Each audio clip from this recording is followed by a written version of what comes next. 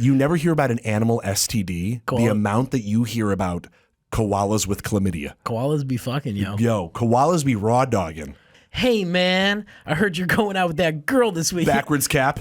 Hey, man, I heard you're going out with that girl this week, that koala, that sweet, sweet koala chick this weekend, man. Oh, yeah, I give her 6 thumbs up. She's been around the rainforest, dude. I'm telling you, you need to take one of these.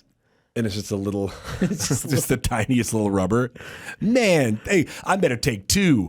And then his other little thumbs grab the other one. Do you know how to put that on? Nope. Here, I'll show you right now with my mouth.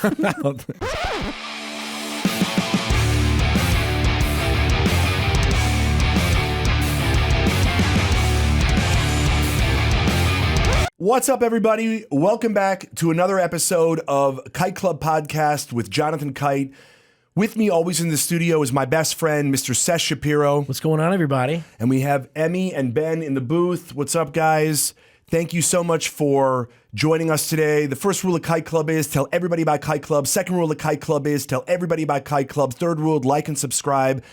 Please leave us a comment, leave us a review, tell your friends, tell everybody. It really helps us out. We thank you so much for those of you who have done it, and we're shaming those of you who have not. Just quick dates out of the way. I'm going to be in Austin this weekend, May 26th through June 1st. Come out and see me. I got tons of shows, and I'm going to be at the Tempe Improv June 29 through July 2nd. Go to jonathankitecomedy.com for all the links, dates, information, updates, all that fun stuff, nudes. Let's get to it, man. How was your weekend? Good? My weekend was great, man. We went to go visit my wife's family down in Orange County. Saw the mother-in-law, saw the brother-in-law and sister-in-law, and a few other cousins and uncles. And my son got to spend some time with relatives that he doesn't get to see that often. So that he won't remember anyway. Yeah, he won't. Well, he likes saying their names. Like, he thinks the word uncle is really funny. So whenever we talk about Uncle Todd or Uncle Dick, he just starts cracking up. Not from the dick part yet, because we haven't told him. But not yet. Yeah, he just likes saying the word uncle and laughing. Isn't that great? Like, I don't think that happens in life, other than like if you're under the influence of something that you just say a word and start chuckling. Yeah. If your son is high. Yeah, super high. I don't have a family in town or anywhere that I know of, but certainly hit us up at Kite Club Podcast if I need to take a blood test. But I saw the movie Air. Dude, dying to see that movie. It finally came out on Amazon, and so Air to me was a big deal. I grew up outside of Chicago. We both did.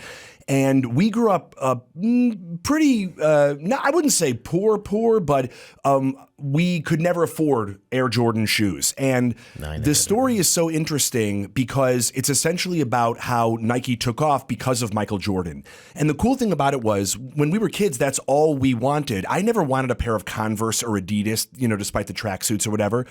But it's so interesting because I remember what a cultural explosion that was. And the kids that I knew, they all had them, and it became like the thing to get from everybody. I mean, any pair of shoes that people will literally kill each other for, they have to have some type of, value. Yeah. Or perceived value. Yeah, how do serial killers not have shoes?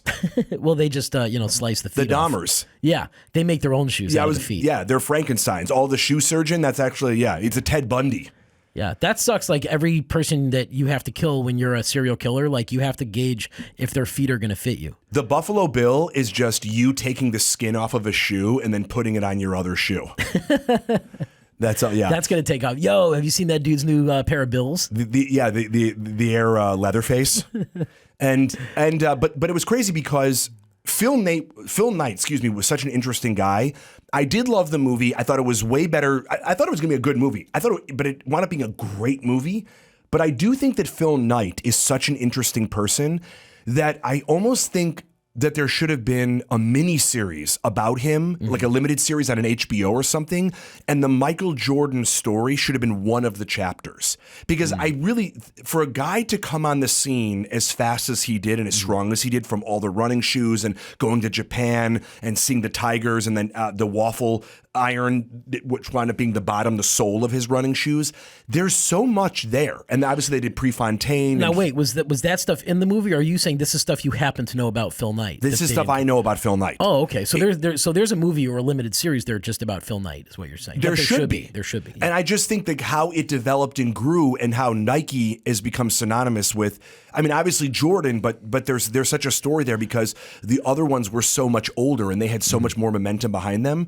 And I think that this could have been. I mean, I still thought it was a great movie, but I thought it could have been an amazing movie. Yeah. Where that, or at least limited series where you sort of this was like the catalyst of it all. I also watched the Anna Nicole Smith doc. Oh yeah, that just dropped. Yeah, so I know very little about Anna Nicole Smith, so I should probably watch that. Was it interesting? I do think it was interesting, but I think that there's something very interesting about the end of it where there really is a sort of like an M. Night Shyamalan twist to it of information that I didn't know. That her career was dead the whole time? That she was not, I was going to say a man the whole time. That was the biggest, that it's amazing how many lives, though, that she had, because she grew up in Texas. Then she came out here. She had the whole Guess campaign. She had all this stuff going on. And then she fell off. And then she had all the diet supplements that she endorsed. And then she had her MTV show that was pretty incredible. And I just think that there's a lot to know about somebody who lived such a short life. That she really, and the ups and downs, and I don't want to ruin anything about the end of it, but one thing that I learned is from the doc is for those of you who don't know, she was trying to she was with a billionaire who had promised her half of his fortune. I mean, well, she's like the poster child of like the young, hot, famous woman who's with 100-year-old guy. Right. He was 90, but yes. But I mean, he looked 150 if he was. Yeah. He was the crypt keeper. Yeah. Yeah. This was the worst Tales of the Crypt that experience. But the thing is, like, you sort of understand both sides of it, and obviously she's been called a lot of things, but it's interesting because what you find out from the doc is that she paid a lot of the paparazzi to be there. So once he passed away, spoiler alert, that she went to court to fight for that money, and she needed it for sort of the exposure. And so we think about it now about how we could just tap in to tell, like, we're going to be at the airport or whatever. She was paying because she was everywhere in the early 2000s, like late 90s. I mean, she was the cover girl, it felt like, of the world. Yeah. And there was a legitimacy to her because it wasn't like, what did she get famous for? Well, she was a supermodel. So, yeah, and she was in movies. Yeah, she was in movies. You know that she was offered the part of Cameron Diaz's role in The Mask. But they were only going to pay her $50,000. Oh man, that was what they offered. And she's like, "I'm just going to bone this old guy for a while." I'm gonna bone that mask. I'll pass. Yeah. How many Arks of the Covenant did that guy look at? Oh, dude, 5 at least. I think that we could have replaced him with a wax sculpture. None the wiser. I mean, that was his O face. Oh man. Oh man is right. Well, that. Oh God, I'm coming. It's actually him dying. He was coming to the grave. He was. Yeah, I see the light. I mean, they don't talk about sex, but I can only imagine that guy. I mean, she never was going to get pregnant. There's just dust down there, nut dust. That was, bro. Nut dust right now doesn't have a celebrity endorsement. I'm putting it out there right now. I will be the celebrity endorser. That sounds like a kid's candy. Like in a joke shop, in a Spencer's Gifts. Just like sprinkle a little nut dust. Yeah, a little nut dust. Or that feels like Gold Bond with Viagra in it. Right. Put some of this, bag up with nut dust. Bag up. Nut dust. They also announced that there's going to be a Beetlejuice 2. Woo-hoo! So they announced it a while ago, but Winona Ryder is signed on to play Lydia Dietz. Very cool. Ironically, it's going to be Michael Keaton who steals the show. Absolutely. Come on, get out. Come on. So, right, Winona Ryder was a thief. And she'll steal the set. She stole our hearts. So the thing about Beetlejuice that always was crazy to me, I watch the movie at least once or twice a year. It's one of my favorite films. One of the best. So Beetlejuice, the character, is only in about 20% of the movie, but Michael Keaton is so magnetic and charismatic as an incredibly unlikable character, especially by today's standards, that obviously the film is named after him. And if you haven't seen this movie, it is about a demon, Beetlegeist, a demon, a spirit, a sort of a ghost that is haunting a family with the intent of having a child bride in Lydia Dietz. That's what he wants in return. Yeah. And he's killing the undead around him so that he can marry this 15-year-old girl. He would have been canceled like in his first scene, in his first line. They would have been like, "That's it, you're done." Crazy enough, Jeffrey Jones, who plays the father, is a pedophile, and that's why he did the movie. He's like, dude, if I'll do this ghoulish pedophile film, no one will be the wiser. He's like, so there's a 16-year-old actress in it? All right, I'm in. He read the script. He did read the script. He goes, so somebody marries a 16-year-old? I don't even know if I'm playing it. I don't care. I just want to be a part of it. I want to be in the periphery. Sometimes you just want to be you just want to be around great things. I just want to stand up at the wedding. Can I stand up? I don't even have to be a groomsman, just an usher. And the crazy thing about that is, that was a kid's movie. Yeah. We saw that in the theater as kids. When you go to Universal Studios right now, there is a Beetlejuice character running around and no one paid him to be there. Yeah, Universal can't quite figure out who they want their characters to be. Yeah. Like they own a lot of properties, right? And they're like, do we want it to be the Beetlejuice characters? Simpsons is probably a good way to go. They have some Simpsons going on. They're now like neck deep in Minion territory. But even so, like there's nothing as universal as like all the Disney characters or like... no, I don't even know what Universal owns. Well, all the movies. That no, I know, but right. you're you like, don't know offhand. Yeah, is right. that Paul Giamatti from the Earthquake movie? Just a guy running around. Happy to see me? Yeah, I'll take pictures with your kids. How is Paul Giamatti not up for Beetlejuice? Jeffrey Jones dresses Paul Giamatti. That's his community service. He's got it. But it's crazy enough that Beetlejuice, I mean, I love it. I think it's one of the best movies ever. Not for kids. But not for kids. And the fact that they're going to do a sequel, I mean, that's going to come out. Yeah, like there's a scene in Beetlejuice where he goes to a demonish brothel. Right? Yeah. And I don't think I got that when I was a kid. I was like, oh, it's a place with like sexy demon chicks, but I didn't get that they were working girls for money. Like that's got to suck to die and go to hell, and then your damnation is you have to continue to be a prostitute. Yeah, that's not the life that you chose. No, that's not the afterlife. Well, somebody, I mean, we're pro-sex worker on this podcast. Yeah. No shame. Not shaming it at all. Maybe they did choose to do that. My favorite is the waiting room. Doesn't he put his hand on the girl's leg and then she removes it? No. Who's split in half? She's split in half. The legs are on one side of him. That's what I mean. And the head's on the other side. Right. She grabs a leg and then she slaps him on the other side. Right, that's what it is. Yeah. So it's like he's assaulting women in a waiting room. Yeah. There's no stopping Beetlejuice, guys. Yeah.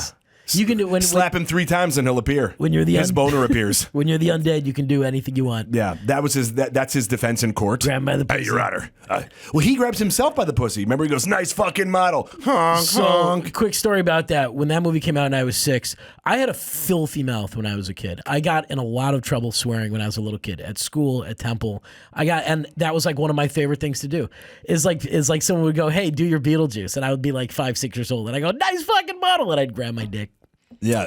Anyway, without if you were to just charades that, people would think you were Michael Jackson. Right. Grabbing who your I was dick, also obsessed with. Right. Yeah. And he was obsessed with you. Me. Yeah. So it went both ways. That's the The 80s, for those of you who didn't live through it, grabbing crotches was just a part of the culture. It's how you said hi. The fact, that was hello. Oh, hello to you and too. And you too. And you.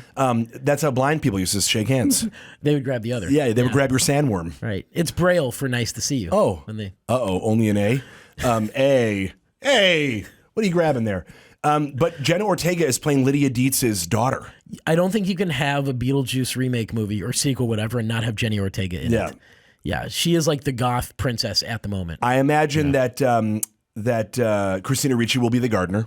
Right. Wait, did Tim Burton do the original Addams Family movies? No, I don't think so. How weird is that? Yeah, I feel like that's a little too on the nose. It's too Tim Burton. Yeah. Like they came to him. He's like, yeah, come on, guys. So obvious. The Addams Family is like write a film and directed in the style of Tim Burton. Yeah, and then it's like, here you go, Addams Family. Yeah, Addams Family is like if AI was given, write a Tim Burton. That's what movie. I mean. Yeah, in the style of. So that's a crazy thing because think about all the things that they're rebooting, and we talk about it all the time on this podcast.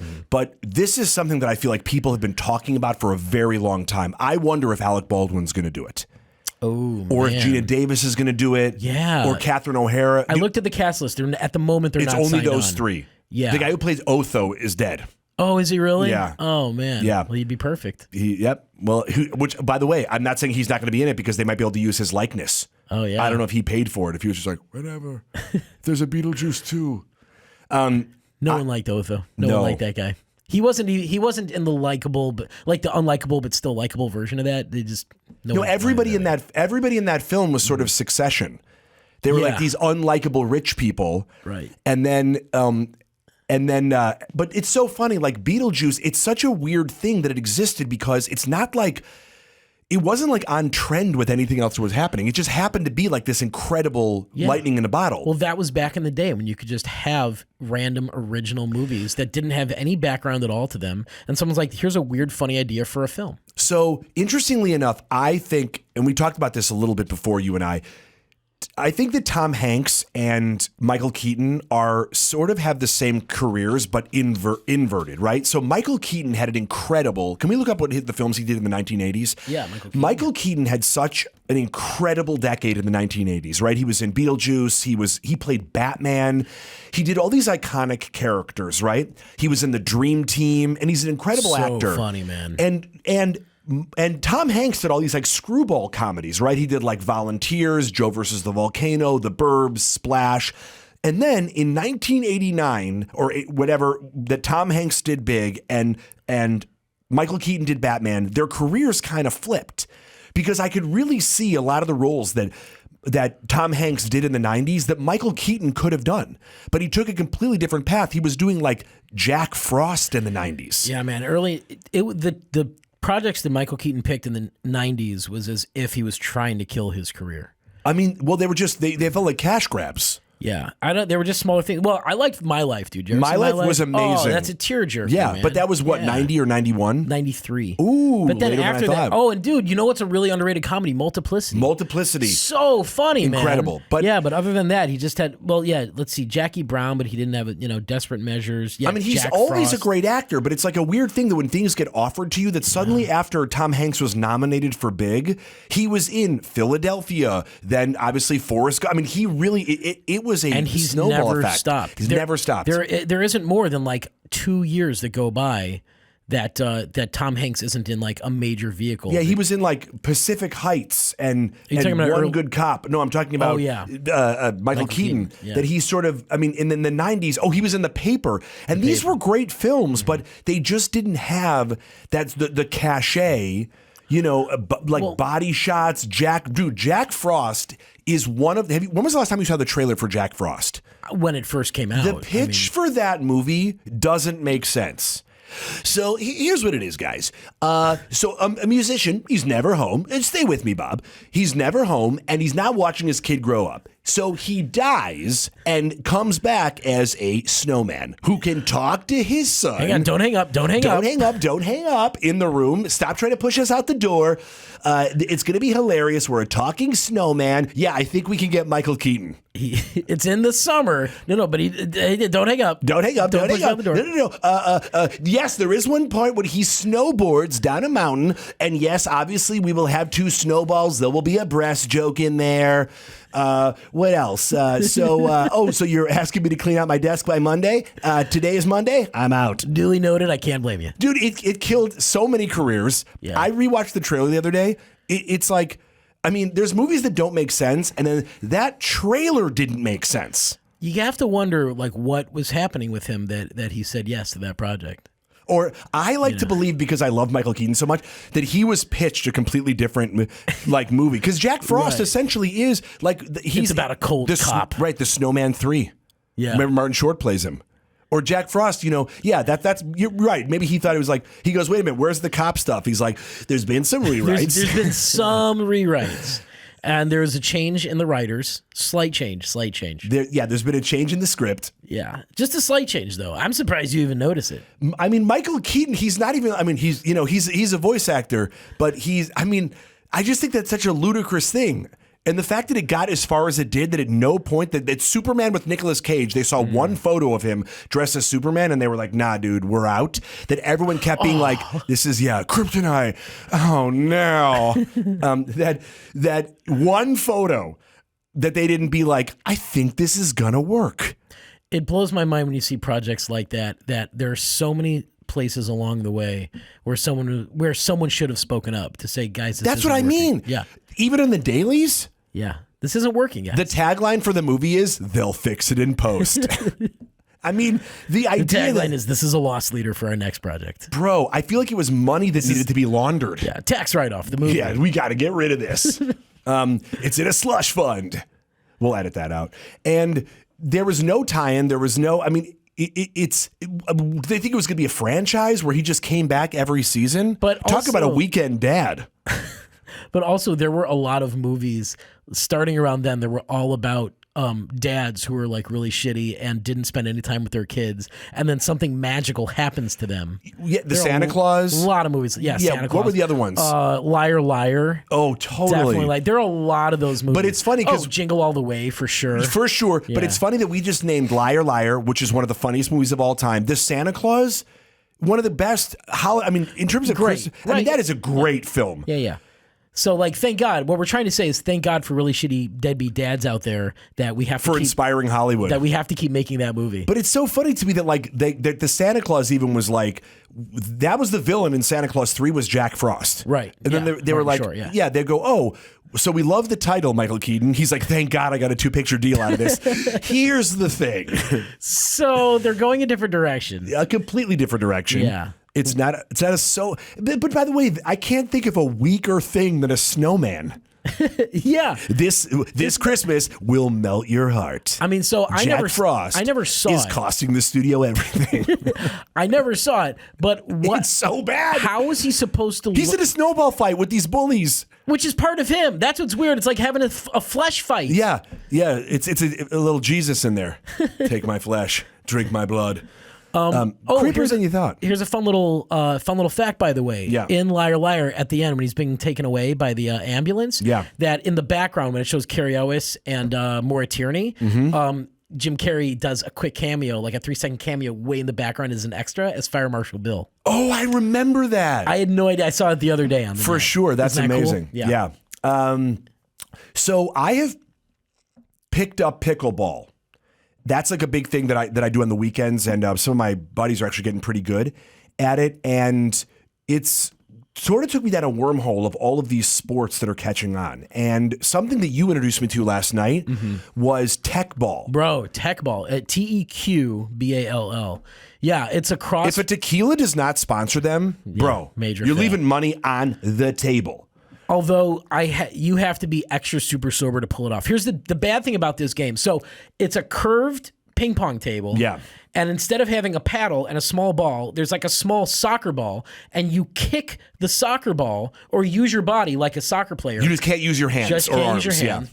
Onto the other side of the table, like in a ping pong ball. And it's teams of two, Right. like a volleyball match. Yes. So you try to kick it as hard as you can, and then like the first person on the other team, they're just trying to save it, right? Like in volleyball. They get 3, don't they? I think they get three volleys and hits, then they have to hit it over. And there's no net, so So it's really, really hard. But so that's the thing is a game like that will never take off because you have to be a proficient. the entry level is Yeah. too high for skill sets. You have to be a proficient soccer player as it is just to try that game out. Yeah.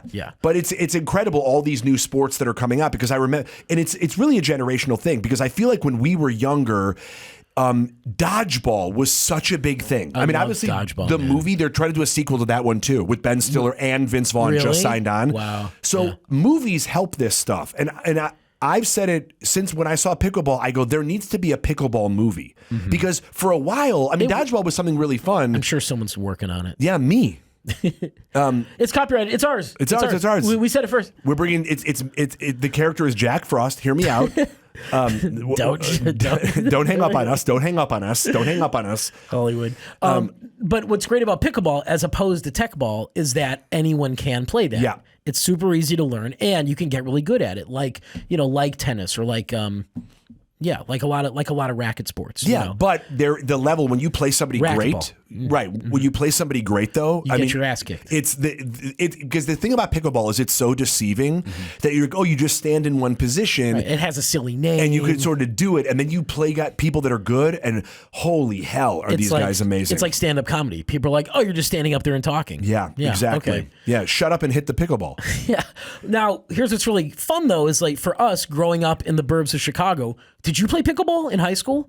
I absolutely played We pickleball. played a ton. Let me tell you why, pickleball. though. Niles North, shout out, love you. You're wearing Glenbrook South, the hat. I love this hat. This is a vintage GBS hat. So right Niles North, where I went to high school, so Niles West was our biggest rival. And Niles West built an indoor track. which was like an amazing thing because obviously the weather in Chicago is the only thing anybody will stop bitching about. So we built an indoor track at Niles North because we wanted to be the same, right? That's what you get. Well, we're getting one too, except ours was not measured properly. So when you run around the track 4 times, it's the mile. Right, should be. This was not that. So they fucked up.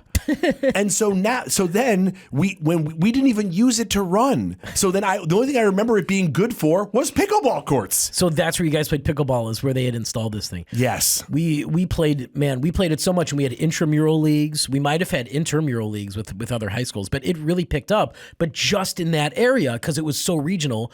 Fun fact, the reason why it's called pickleball is because in Illinois, there was a farmer who invented it. He sawed off the ends of some badminton rackets, and then he played with a small wiffle ball, made the court in the corn in his backyard on the farm, and their little dog Pickles would chase the ball. And that's why it's called pickleball. And I always thought, this is an amazing game. I've never heard of it until high school. And then I'm like, and never played it since. And then it has a huge revival here. The thing about pickleball is it's something that I felt like people had been playing, but sort of under wraps. Like I went out to Palm Springs one time with some friends, and this was really before it was taking off. The crowds, the courts were loaded with people. It was pretty unbelievable. And so you have to imagine that those people had been playing it for a long time.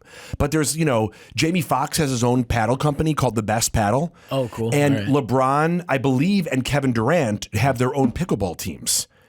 So that'd be so amazing if LeBron retires from basketball to do pickleball.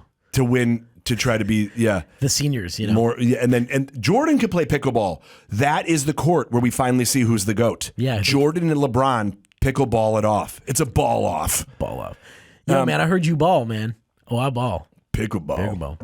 But if Vlasic doesn't get in on this, this is crazy that there's not an endorsement, tie in there. What's crazy is that our talents are being wasted thinking of who should be endorsing it.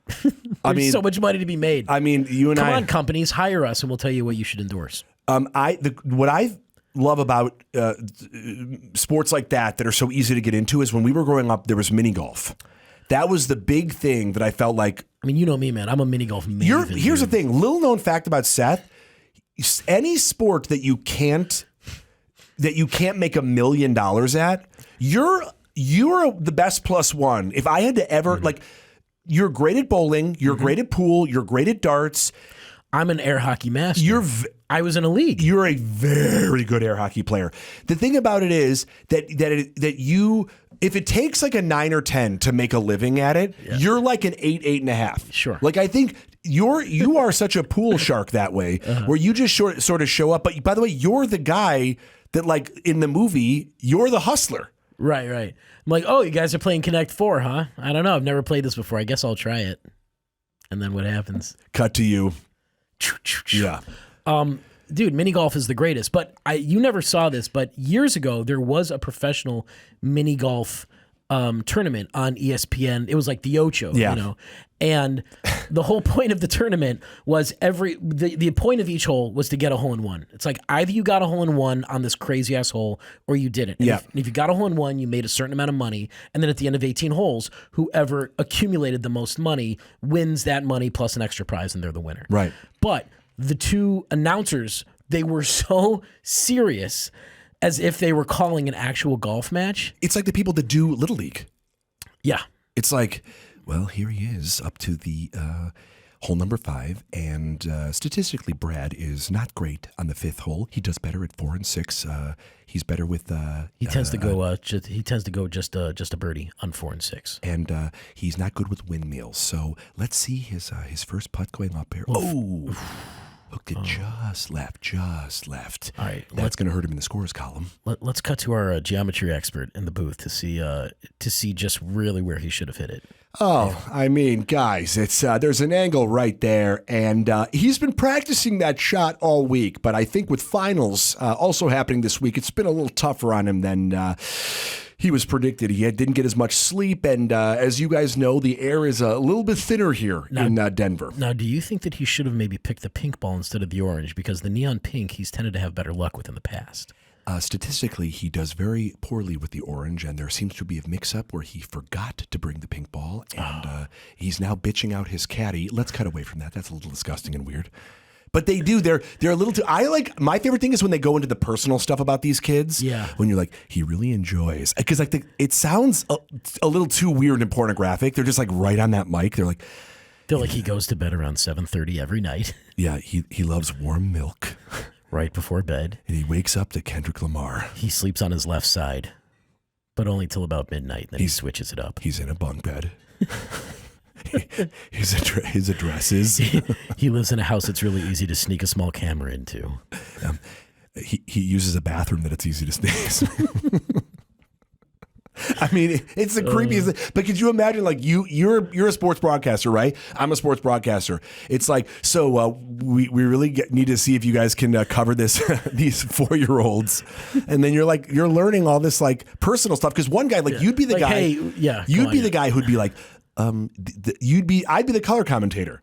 Yeah. I'd be like, oh man, he's swearing. Does he kiss his mom with that mouth? Jesus Christ. I feel like there'd have to be a meeting about there. We're like, hey, come on in. Look, you're doing a great job out there. You're getting all the information. Great, out. Thanks. But we done here? No, that wasn't it. This wasn't here just for a compliment. Oh, okay. Some of the facts that you're giving, it's turning our audience off a little bit, and frankly, it's having us question how you came up with the facts. Like what? Go to the tape. So look at how small those shorts are. Man, I can see everything. Right. But talking about what he has for breakfast, lunch, and dinner, talking about his sleeping habits, we're looking. People want to know more. That's what social media's done to us. They want to know the person behind the ball. Is that your assessment? Is that the kind of things people want to know? I'm thinking more like, what are his hobbies? I'm a color commentator. I got nothing. Look, I know you have to fill 4 hours. Yeah. Can they speed this the fuck up? Yeah, exactly. So yeah, what we're saying is you're doing a great job. Thanks. I didn't think about that. Yeah, as you slide a contract over 4 more years. So, here you go. And now it's time for animal news.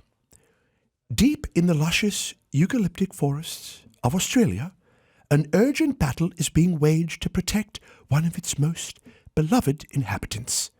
The iconic koalas, known for having 6 thumbs and sleeping 18 hours a day, now face an unexpected threat to their survival. Who has 6 thumbs and is dealing with a threat to their survival? These guys. Like a frat house after rush week, their community is ravaged with chlamydia. Scientists rush to vaccinate as the STD threatens the population. The southern part of Australia thinks it will give all the koalas autism. Man, these koalas, you never hear about an animal STD. The amount that you hear about koalas with chlamydia. Koalas be fucking, yo. Yo, koalas be raw dogging.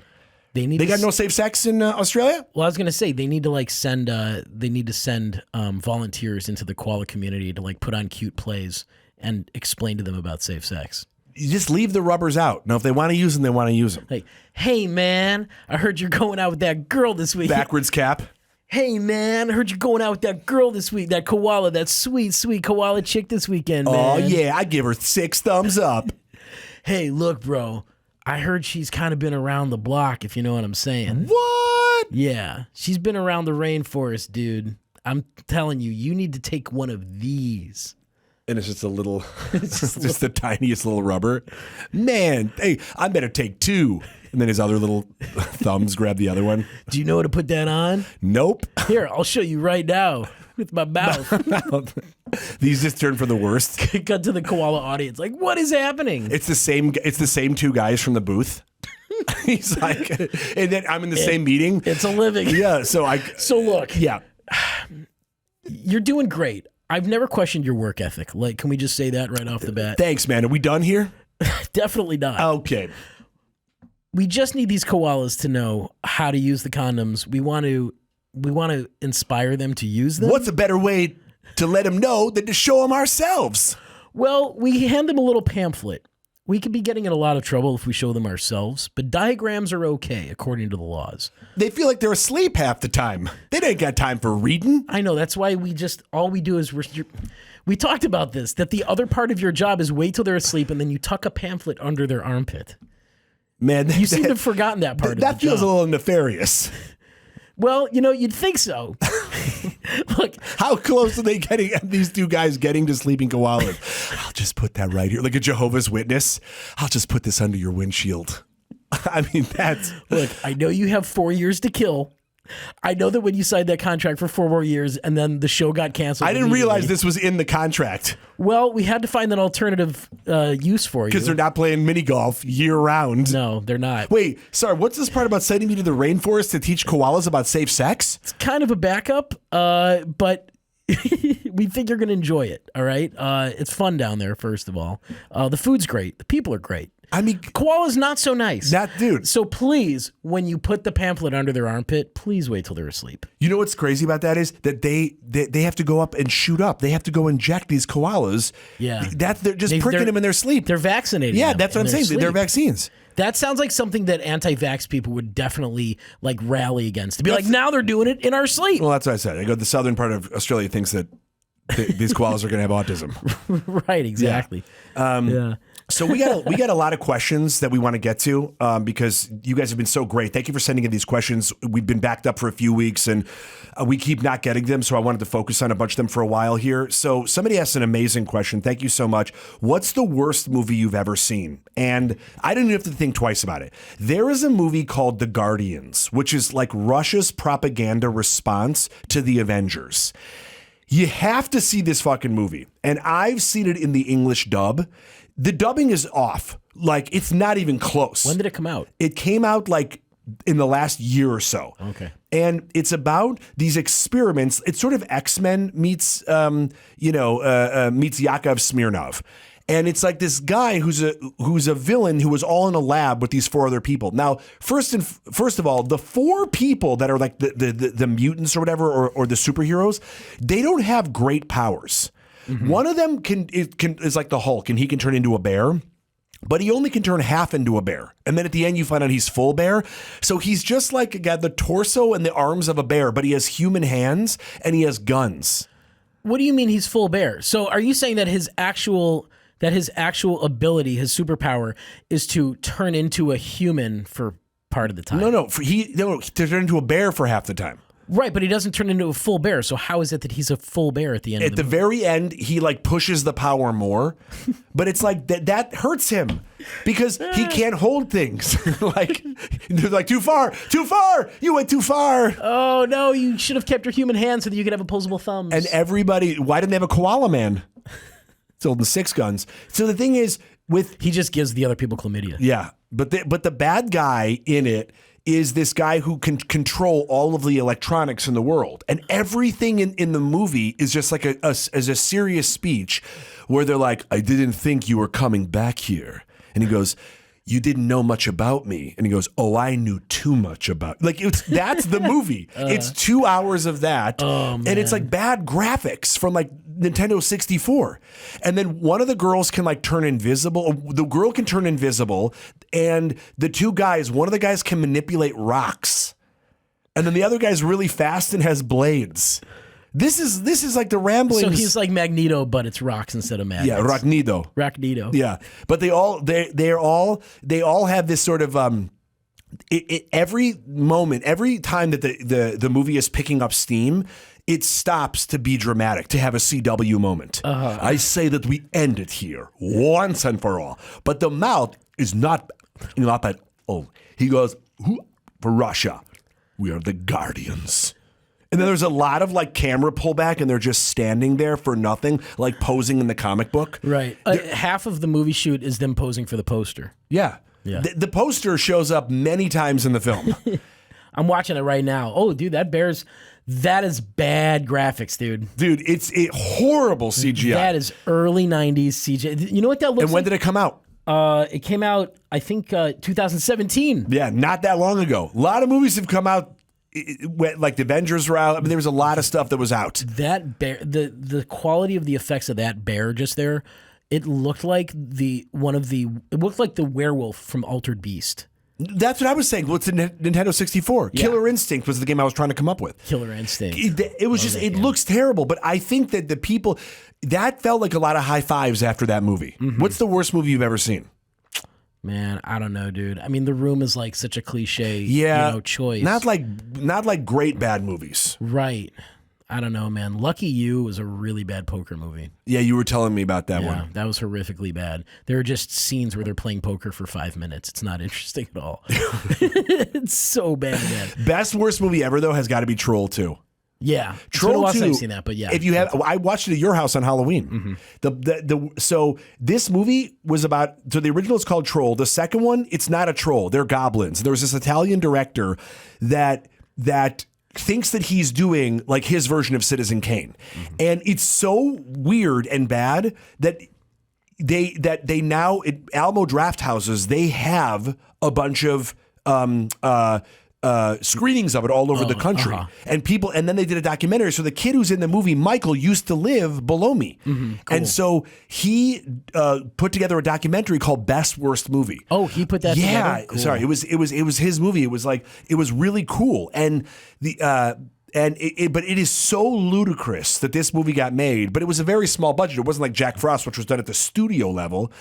And they're telling this guy the whole time, the Italian guy who still thinks that he made a masterpiece, that he is like, this is the greatest movie ever made, and he loves that people watch it, but he hates the reason why they watch it. Right, like I'm sure what's his name from The Room, like deep down isn't thrilled at the Tom fact. Wiseau. Yeah, Wiseau, like he's probably not thrilled that like people like his movie ironically because it's so bad.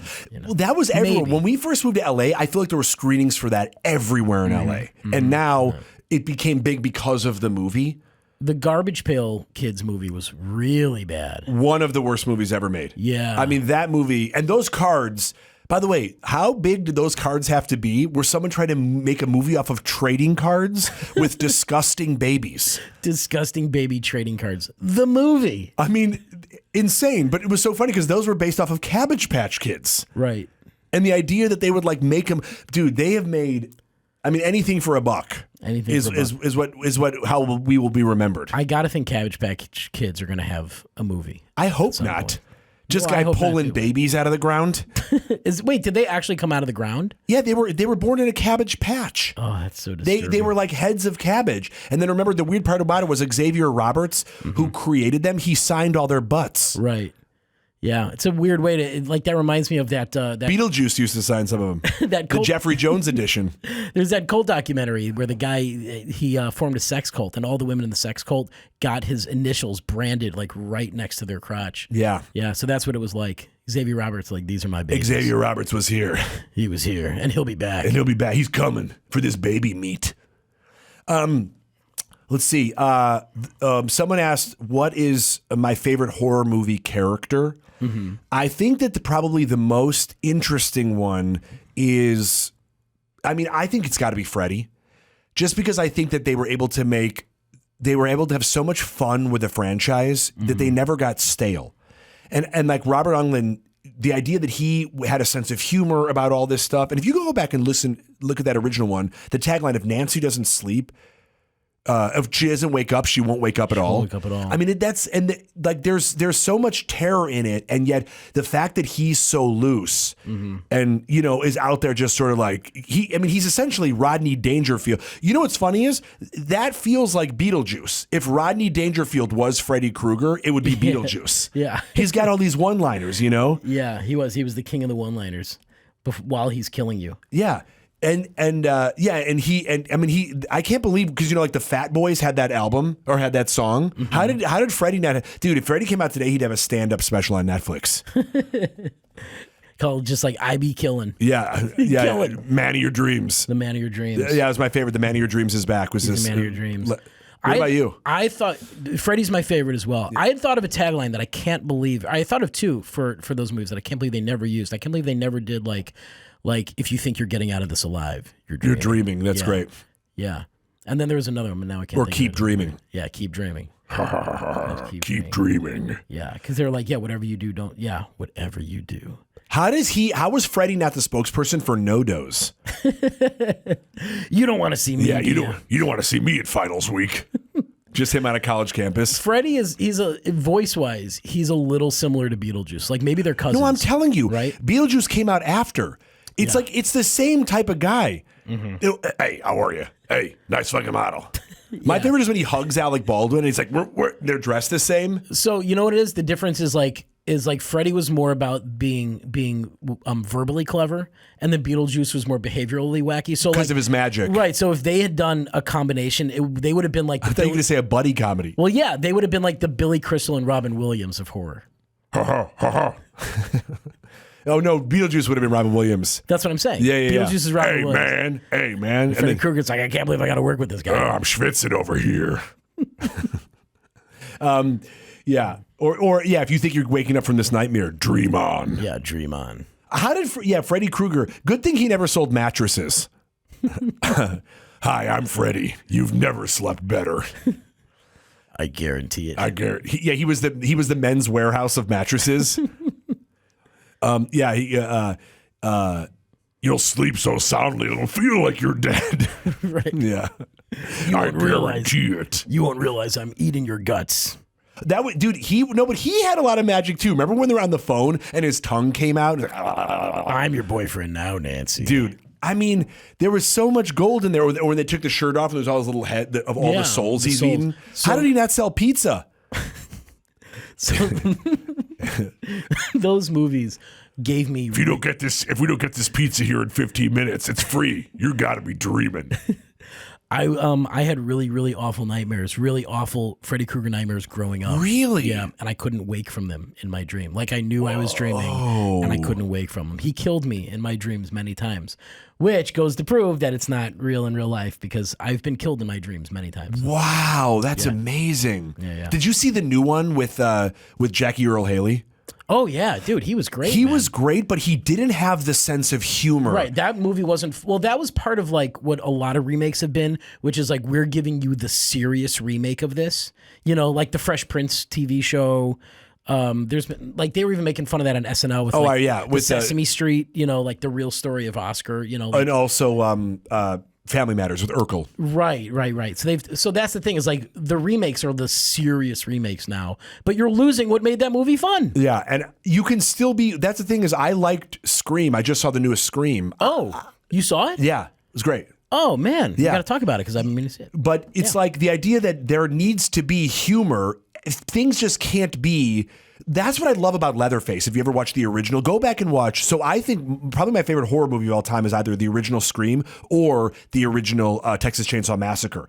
Because there is such a humor about these people who are like, hello, you know, like this is like, they're just sort of enjoying their lives. There's a funness. And when he's killing them and the family is so absurd and insane, they're having fun killing these kids. Yeah, it adds an extra level of disturbing that they're having such a good time. Yeah, exactly. Yeah. And then let's go. We're almost out of time here. We got a Blast from the Past, This Week in History. Blast from the Past. Johnny Carson in 1992, his last Tonight Show. I watched it with my family. I never watched The Tonight Show, but we watched his last appearance. I didn't see it live, but I've seen it since because they've shown it. It's amazing that he was on for the height for as many years as he was. And I think it's incredible to have something like that make or break people in the fashion that it did. I think that's got to be we don't have something like that anymore. Yeah. Even when you're famous, you're like constantly treading water now. You could have a video go viral, people could forget about it. You have a bad movie, people forget about the last good one that you did. It's like, what have you done for me lately? Right, you're always as good as your last project. You're only as good as your last. But the thing about him is the fact that people could go on there, do 5 minutes, and then sell out all across the country. That was the only credit you needed. Yeah. But like for millions of Americans every night to be able to watch that guy while they're laying in bed, like that was the most steady, reliable rock that you could have in. It was like fireside chats with FDR. Yeah, in media for decades. Yeah. You know, I think because we have so many more choices now, not necessarily that it's worse quality, but like there are just so many outlets right now for like things to stream and things to watch and whatever that like you don't really have that anymore. I mean, like Jimmy Fallon, he's doing fine. Yeah. But I think Colbert's doing better than he is. Yeah, in terms of the numbers. Like none of them are going to be canceled anytime soon, but none of them were like the number one guy that everybody is watching. Oh yeah. For decades. And the fact that he could make or break you. That if you had a great set there, it set you up for such a long time. If you did panel, you would sit on the couch. I mean, that's, you think about Steve Martin and all these other people when there was their first, Richard Pryor, Eddie Murphy doing the Tonight Show. Yeah. That was sort of the thing. No matter how great you were doing, to do that appearance, that solidified you as like, you're a made man. Now you're in. Yeah, and we just don't have that anymore. But it's incredible. But 1992, and then Leno, obviously, and then Conan for a second, and then Leno For again. a split second. Yeah. I mean, that was such a weird event, man. How that all went down. Anyway. You have any oy veys? No oy veys this week, man. No. You got an oy vey? The oy vey of the day for me is, I don't know, write us if this happens outside of Los Angeles. I'm sure it does, but I'm only speaking about LA right now. Because we know we're in a bubble, Yeah, this way, I don't know how big brunch is for other people. Brunch is like the state food of Los Angeles. And I feel like people are brunch becomes a personality for people on Sundays, where it's like where avocado toast is their personality, and they're being like too loud at a restaurant on a Sunday morning while they're just sucking down bottomless mimosas as if tomorrow will never come. And it's like, it's fine, have a good time about it. But people are they're just sort of venting all of I went to brunch yesterday, and there was a table behind us who was just so fucking loud about the pains of traveling, and oh my God, and everything was just like so much, and it's the idea of like, we're the worst, aren't we? And then fucking shove caviar in their face. Yeah, and it's a cheerful bitch fest. It's all just like, it's just all a little too much, and I know we're such bad people. Well, you know what? I would almost.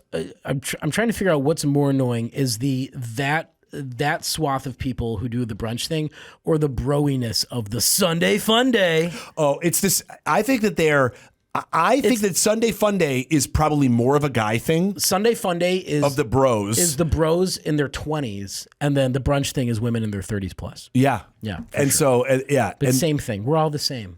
I mean, never the twain shall. I mean, they bleed into another. You know what I'm saying? Like, it starts as brunch, and then the fucking beer pong table comes out. Yeah, and people now are like, it's Sunday Fun Day. Yeah. I'm like, hey, isn't Sunday your day to be with your kid? Sunday Fun Day. Not this Sunday. Negligence. Wait, what's today? Oh, shit. I thought it was Monday Fun Day.